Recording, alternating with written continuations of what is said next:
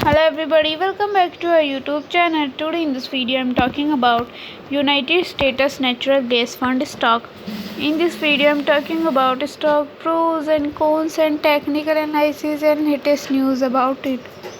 The stock is trading at 7.27 US dollar with 0.14% negative in a day. We can easily see stock was volatile for a day. The volume of stock was recently not all-time high, so the fundamental stock is not better for today. Before buying and selling the stock, please consult your financial advisor. Today's video is done. Thanks for watching. Please subscribe my YouTube channel and like the video, and also comment all related queries.